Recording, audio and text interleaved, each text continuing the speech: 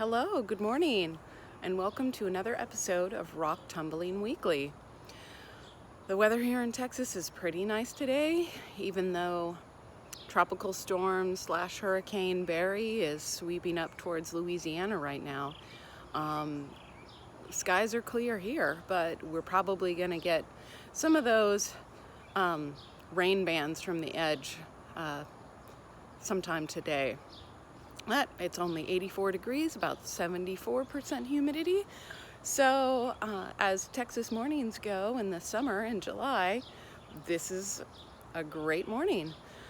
Well, I've got a lot in my barrels today, and I'm going to be starting a couple of new things today. I'm really excited, so let's get started.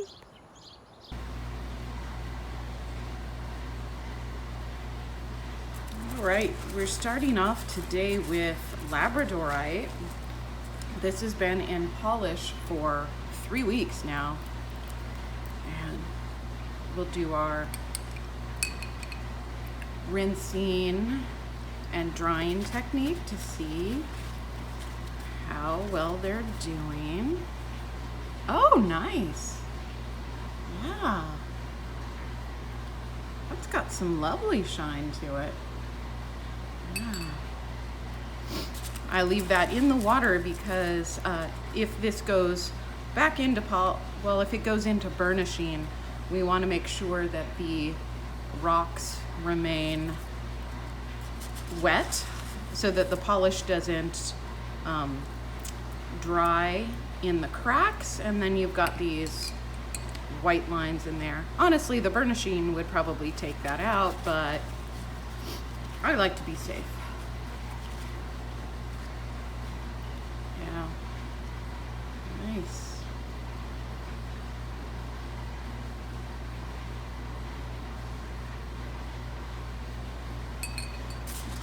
Okay. Let's dig right in here.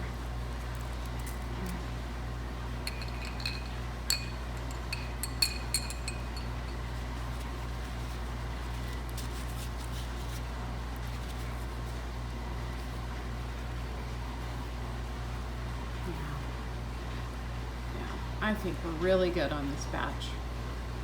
So this will go into burnishing today, and then tomorrow I will take them out and check their final polish. All right. For those wondering, burnishing is a cleaning process. After your stones have left polish, you want to make sure that you get all of that polish residue off of it, because when it dries, it leaves a dull appearance. You know, if they aren't completely rinsed and cleaned, it leaves a dull appearance, or even white streaks in any kind of imperfection. So I use these two products. Borax, it's usually 1 tablespoon of Dreft to 2 tablespoons borax, but that's with the size of barrels that I'm using for polish.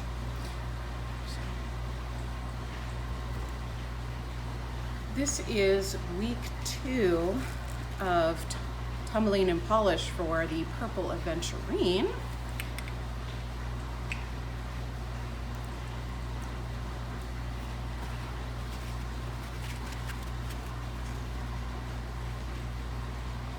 Yeah.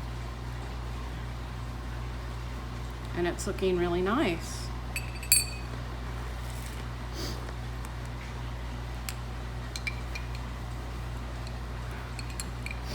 I've had purple Aventurine in these barrels for what seems like 2.5 months. Yeah. It's got some nice gleam on them, and will likely look better after burnishing. I'd say Aventurine, even though it's a quartz, is more of a intermediate tumble because it's got bits of mica in it, and mica is much softer than quartz.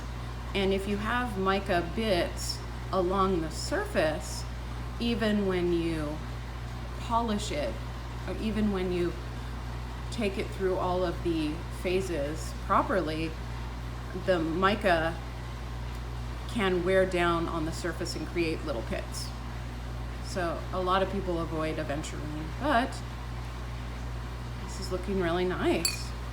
I love Aventurine, and I love a challenge, so I'll keep tumbling it. And so the point of that, the mica, undercuts, dissolves on the surface and leaves little pits, which makes it hard to polish. That's where I was going with that. But, I took it back to an earlier phase, made some changes, and they have polished up much better this time.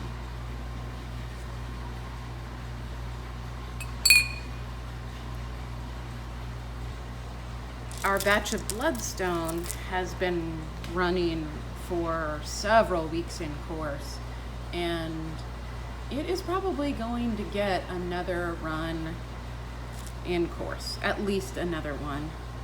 This is just the time to be patient, but I could see there are just too many of them that still have significant crevices on them, and I want to get out as much of that as possible.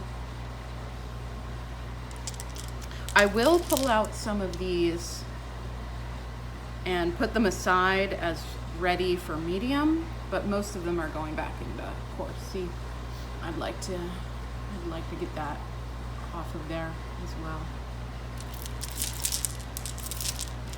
But it is progressing nicely. It's a pretty hard stone and needs a little bit more attention.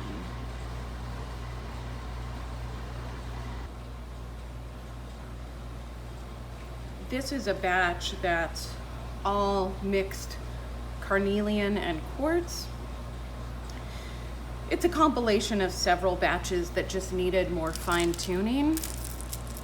And this is where rock tumbling can get a little confusing if you're using more than one tumbler, because some of this batch is ready to go into fine or pre-polish, and some of it is not. So I'm gonna have to go through all of these and divide up what's ready for fine and what needs to continue in medium.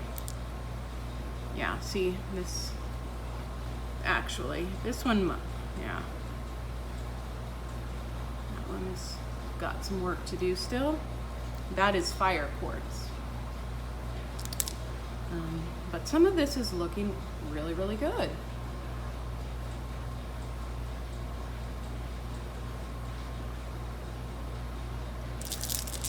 All right, you'll see part of this batch again next week. Our Kambaba Jasper has just finished a week in medium grit, and this batch is looking really, really good. I'm pretty sure that this is going to go into fine grit today. These pieces are smooth, no crevices really, just really nice and fine. So these have done 2 weeks in coarse and 1 in medium, and yeah, I think this is going for fine grit. So nice. I mean, look at that, those green and those black eyes in it. So nice.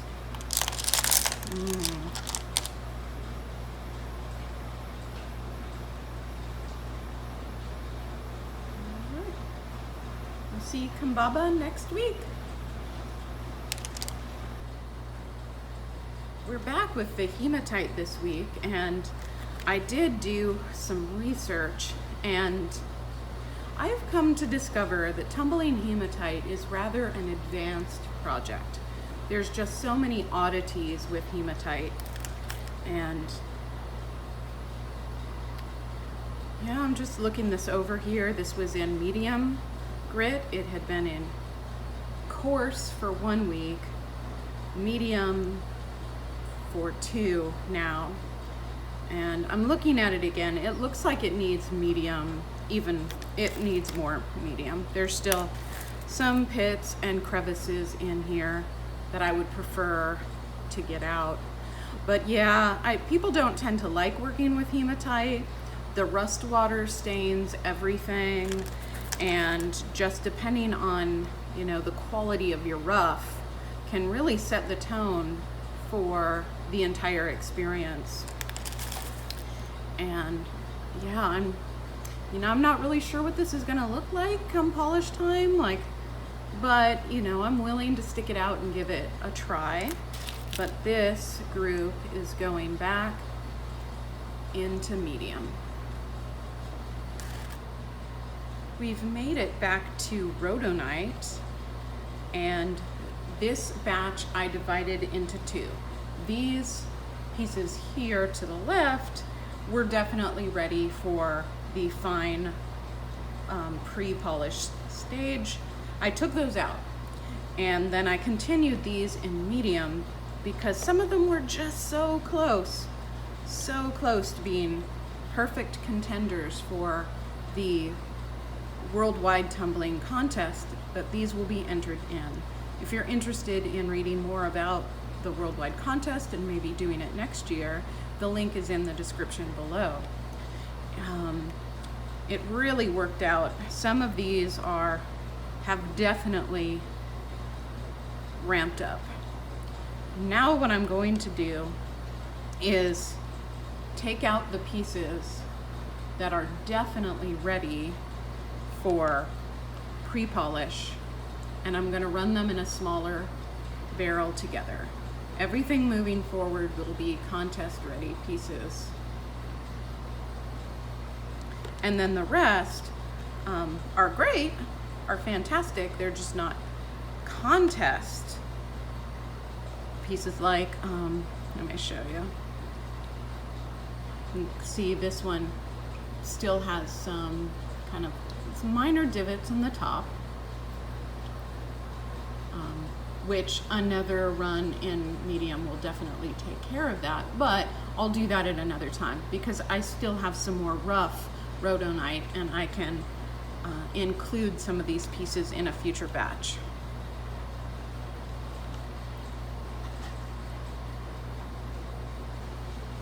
Today I'm starting something new in the barrels. Amethyst has been frequently requested, so I decided to take out my amethyst batch. I have about 5 pounds of amethyst rough, and this will fit nicely in my 6-pound barrel.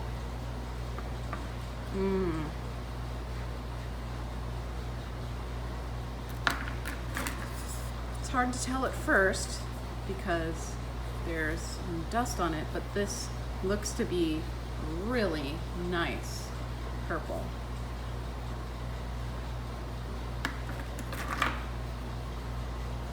I'm really excited to see how this turns out. Ooh, that's chevron right there. See that?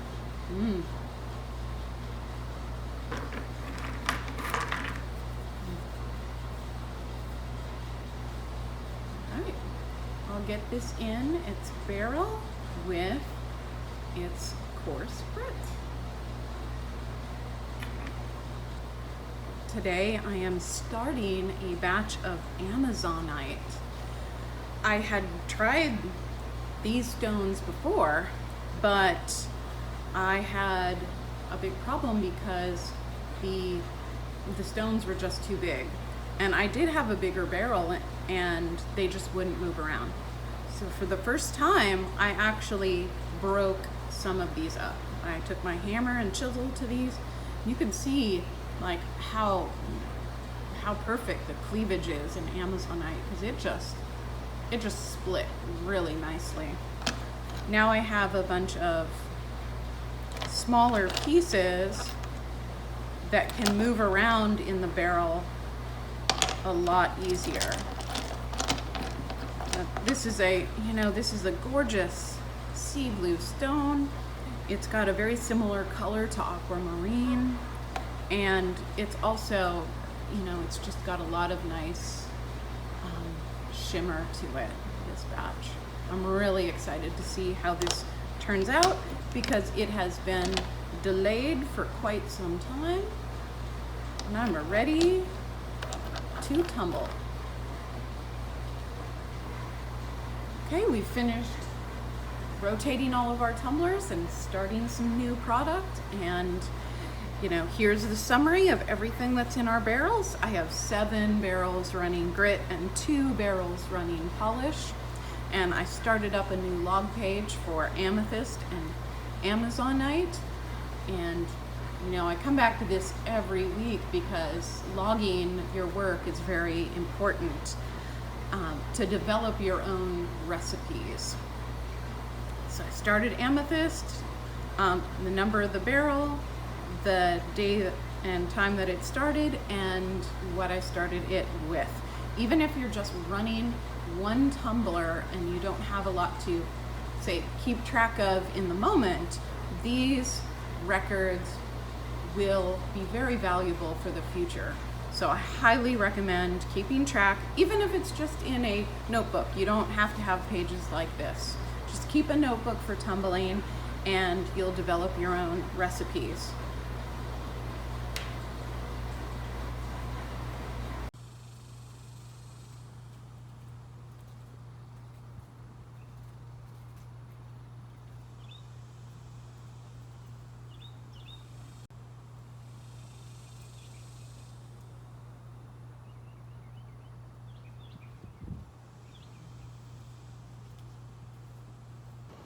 And that's a wrap for today. And I got some grit smudge. I'm really excited when I get to start new gemstones in the barrels, and when I see things progress further and further. It gets a little frustrating when I feel stumped or when I have to go back a step or two, but that's just the nature of the hobby. Patience, patience, patience. Which I don't tend to have a lot of, but this is helping me develop my patience. If you like this video, certainly give it a like. If you'd like to see my progress from week to week on my projects, hit subscribe, and you'll see whenever I post a new weekly video. And as always, if you have any questions at all about the content of this episode, about rock tumbling, about gemstones in general, certainly ask them in the comments, and I will answer them all. Thank you, and have a great week.